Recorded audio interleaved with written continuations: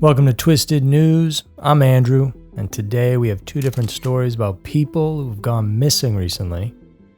The first is a bizarre one about a boy who was missing for 8 years, only as it turns out he wasn't actually missing at all. The second tale is about two missing prisoners who are believed to be out there somewhere, and maybe you could help find them and bring them to justice. Get ready for Scary Mysteries Twisted News. Number 1. Boy missing for 8 years was never missing. This one's a puzzling story of a disappearance, deceit, and perhaps an unimaginable betrayal from the heart of Houston, Texas. This is the 8-year saga of Rudolph Rudy Farias, whose bewildering case has recently taken an unexpected turn. Back in March of 2015, then 17-year-old Rudy seemingly vanished without a trace. His mother, Janie Santana, maintained that her son disappeared while walking his dogs through their Houston neighborhood. The incident, of course, stirred the community, and for 8 years, questions lingered about what exactly could have happened to the teen. The memory of Rudy's disappearance never fully fading from anyone's mind. But just a few weeks ago, on July 3rd, the Texas Center for the Missing announced that Rudy had been located, found alive, but in shocking condition. He was discovered outside a church, unresponsive and covered in cuts and bruises.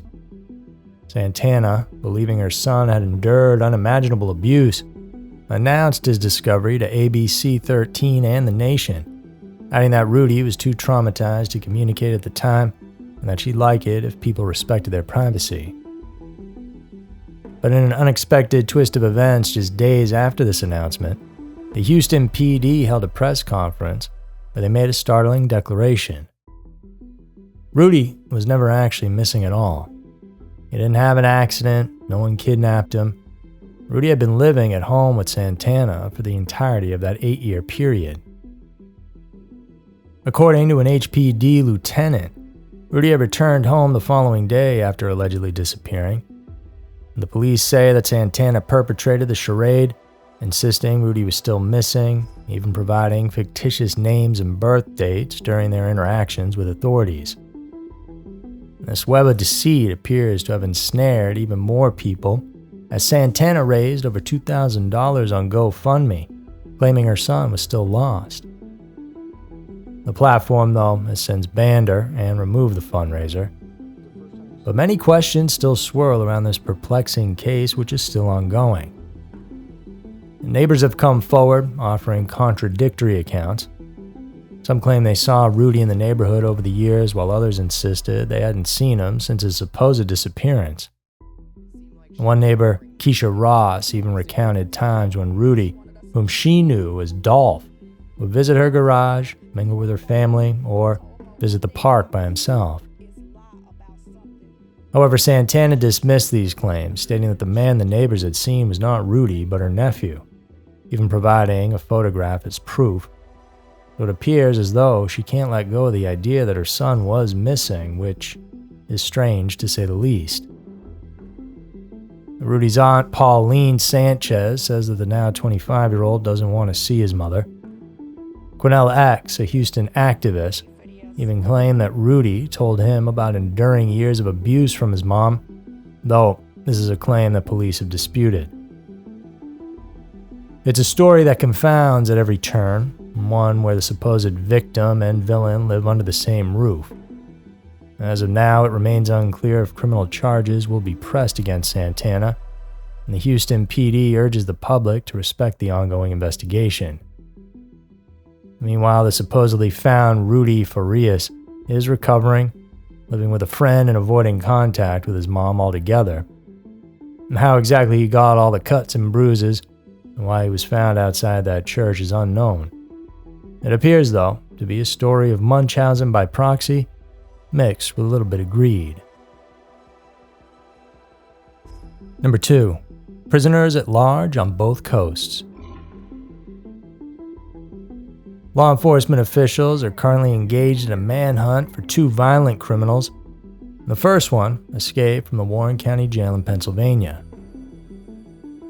Here, 34-year-old inmate Michael Burham, who has a violent past, managed to break out, and it wasn't just any ordinary jailbreak. Burham, a known survivalist, used his experience to climb on top of some exercise equipment outside in order to reach the prison roof. From there, he moved across to a spot where he could descend to the ground that was beyond the fence using bed sheets that were tied together. And what's more is, he had already led the police on a multi-state manhunt once before, after being suspected of a murder back in May.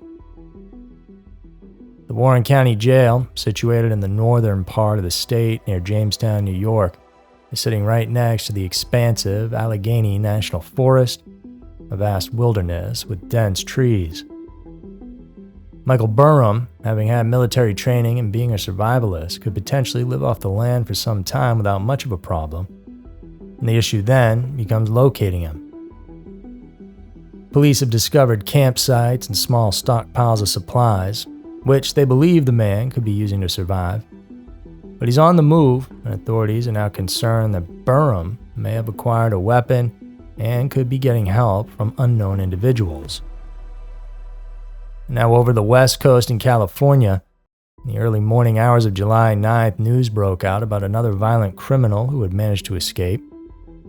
Eric Abril, a 35-year-old inmate who faces murder, attempted murder, and kidnapping charges, slipped away from Sutter Roseville Medical Center, which sits just north of Sacramento.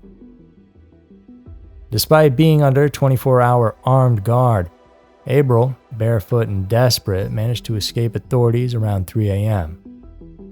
He'd been brought in for an unspecified medical condition, but he seized an opportunity and managed to make a run for it.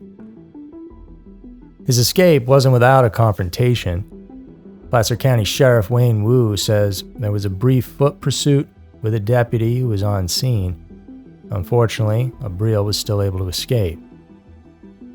He's known to be dangerous and unpredictable, having taken 2 hostages and shooting both during an April confrontation.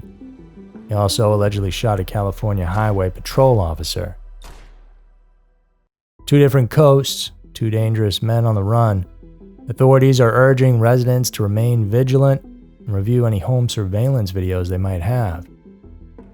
The East Coast is now a woodland battlefield for the survivalist fugitive, while the West Coast urban landscape hides the other man.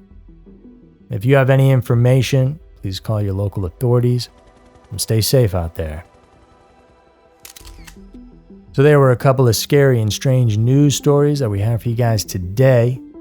Please do subscribe if you like our work and check out some more videos. Thanks for tuning in today.